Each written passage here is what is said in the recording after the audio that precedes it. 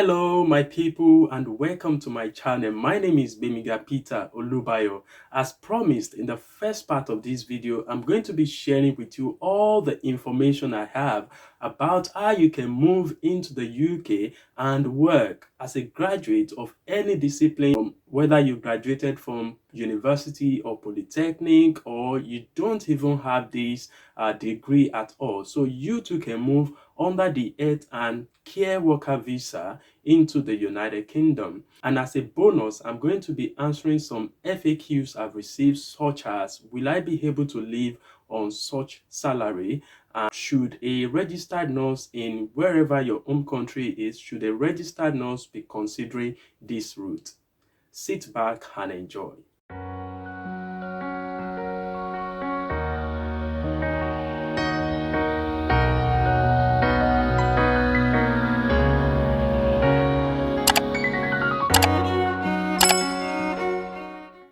Welcome back. Please note that this particular video is a second part of what I discussed earlier last week. If you haven't seen that, please click the link showing on the top right corner on your screen. That will take you to the first part of the video, and please return back to this one. Having said that, last week I promised to share the details of two agencies I've gathered who are interested in facilitating your process into the United Kingdom under the health and care worker visa. No experience needed in the healthcare sector and no English exam required. Apology to many of you. Actually, I've had to share information with lots of people about these agencies. Yeah, because there were so many questions already. But please remember that I am not an agent, neither was this video sponsored by any of the agencies. While looking at what to share with you, I consider that it's important for me to allay your fear about registering with agencies and all that. Needless to say, my elderly brother was duped in the hands of these scammers many years ago, like many people have experienced also in the name of migrating into the United Kingdom. But I reckon that this happens when people don't want to go through clean processing, or people don't have the requirement. So this is, I've shared with you the government website where you as well can read and understand what this route is all about. Okay, this is a clean process, and should I tell you also that I came as a registered nurse with an agent. So when you come in on a clean approved route, you have nothing to fear. So the first agent I'm going to share with you is Ian's. If you go to their website, they have a success story of a Filipino who has come into the UK under this route. They are fast, they are effective. I know a lot of nurses who came into the UK with them. They have over a decade experience in immigration consultancy. However, they are asking for not less than £69.99 in order for you to register for a webinar, even before they will release the information about how to come into the United Kingdom under this route.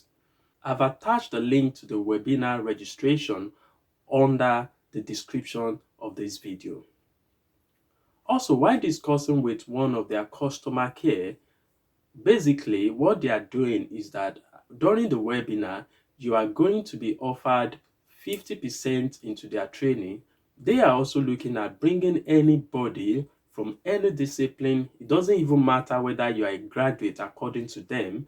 Okay, so they are bringing anybody in, but you have to register for that webinar. They are going to offer 50% on their training. So they are considering training people for IELTS, for immigration. Okay, yeah, so that's all I know about them. And the webinar is holding on the 27th or so. If it is not more than £10 or thereabout, I could have considered, registering for that webinar and see what they have to say. But apparently, for you to come in under health and care worker visa, all you need is to get a job, which an agent will facilitate for you. They will give you a certificate of sponsorship. This is what you attach to your visa application, and yeah, The second one I'm going to introduce to you is greener pastures. This company might not have the experience of Ian's, but the director is a registered nurse. She has a lot to lose if any fuck up happens. They boast of bringing in doctors and nurses into the UK since the company was incorporated. Of course, they are not asking for 69.99 webinar registration. They have shared their information with us, and that is you need just £10 registration or a flat charge of 5,000 naira for Nigerians. Up until this point, after your £10 registration fee, they are going to charge you £222. In their mail, it actually read £210 plus 12. And they have said that this is for three basic things. Number one, your DDS, which is called Disclosure and Bearing Service, which is just like a police certificate in your home country. In the United Kingdom, a standard DBS costs £23, and if you are going to get an enhanced DBS, which is for health workers, it costs £40. Also, NARIC Assessment, for which reason they are collecting your certificate and transcript, cost £140 for UK visa and immigration. Lastly, they also include a 10-module e-learning course, which I'm quite sure will be over £70. I didn't have time to check that, but believe you me, up until this juncture, all these costs, all these charges are basics and not too much.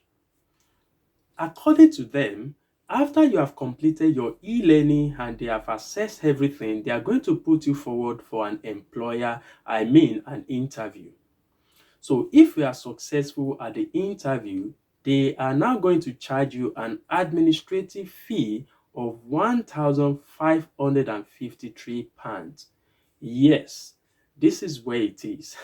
£1,553 is not a child play for someone who barely wants to move out of his home country for obvious reasons.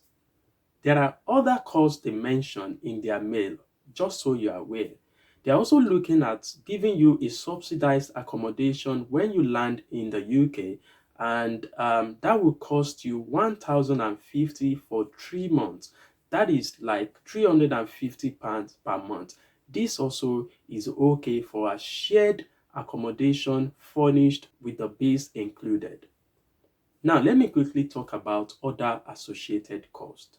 This is not related to whosoever you chose to come with, or even if you are applying to a trust directly. Number one is your visa fee. The health and care worker visa is not expensive at all. The visa application fee is £232. That is the least visa application fee you will find in the UK. Keep in mind that under this visa, you are not paying any immigration health surcharge. You can look up how much that costs, okay? Another thing, of course, is your flight ticket. So for Nigerians, you have to prepare approximately £500 if you want to come into the UK. This depends on when you are coming in and how soon you book your flight. I don't want to forget that there are other costs, which include police certificate from your home country. Take for instance, in Nigeria, this could be around 3,000 to 10,000 naira depending on your location and your negotiation skills.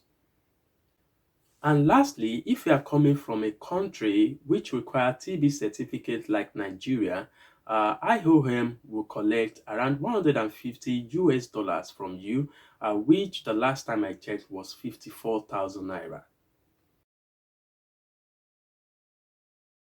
I presume that the next question on your mind is, after spending this huge amount of money, will I be able to recoup it, and will I be able to live on the salary I'm expecting?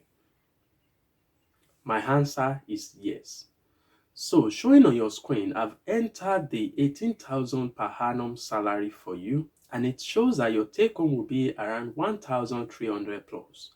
If you are single, all you need to survive in the UK are basically about 350 for accommodation in a shared apartment, let's say you spend £200, which is a lot on groceries. You cannot spend £200 on groceries. Let's say you spend about 50 to £60 on public transportation, and about another £100 on miscellaneous. It's still going to leave you with some amount of money which can help you to maintain your fine boy and fine girl. Now, the ball is in your court. Don't forget that people have been coming into the United Kingdom on student visa just for settlement sake. So don't forget, they spend not less than twice of these fees, and they also have to pay IHS fee, which is the immigration health surcharge. They pay tuition fees, you understand, and lots more. And they also have to have a proof of fund in their account. You don't need proof of fund on this route. Now, should a registered nurse be considering this route? Honestly, I believe that you should only consider this route as a last resort, especially for people who struggle with IELTS and have failed many times. Don't forget, if the starting salary for this route is 18,000, a nurse could earn not less than 25,000 starting salary to even above 30,000.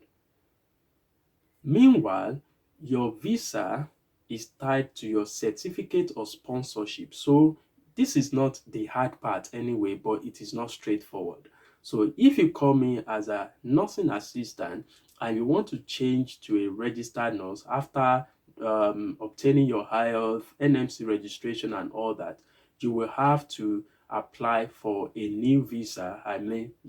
You have to apply for a new visa because your role is changing. But that is not hard to find. Once you have PIN, there are a lot of vacancies for registered nurses in the UK. But I need you to understand every bit of what you are signing for. Also, your contract, let's say you have a contract of 3 years, your contract is going to have this condition of, if you leave us in the first 1 year, they might request you to pay as much as 100% of what they spent on you, or 75%, or let's say after 2 years, they might bring it down to 50% or thereabout. So you have to consider that as well.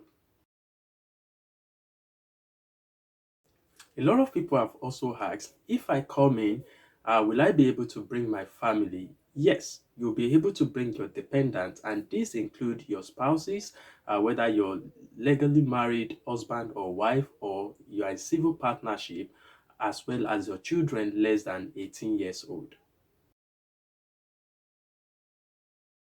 Another crucial question is, should I be paying an agent to come into the United Kingdom? Of course, this is not ideal, but these are the options we have at hand. So you can still make your choice. You might want to wait until when this is open. Probably employers are more open into recruiting from overseas. I mean, healthcare assistant from overseas. But nobody knows if that will happen or if the government will scrap this route entirely. Someone also wants to ask that, does it really make sense to come into the United Kingdom or to work as healthcare assistant, nursing assistant, or senior carer? Yeah, my answer is it's not a bad option given all the available routes. On the lighter note, so don't be surprised that that big uncle that used to come home and spend money here and there is actually an healthcare attendant in the UK, or he started as one. Okay, so yeah, everybody have a story. So when you come in, you can switch to whatever you want to do. You can go for further studies. You can apply for something else after your ILR, or even before then, you can change your visa and all that. So there is long range of possibilities and opportunities right here. You can become whatever you want to be. So, but coming in first, this is a very good route if you ask me. Right now, I'm sure you have all the information, at least basic information you need to make the informed choices about whether you want to come into the United Kingdom under this health and care worker visa. My next video is going to be on living expenses in the UK, and probably that will help you in making a choice as well. Until then, remember, I'm glad to be part of your success story. Bye.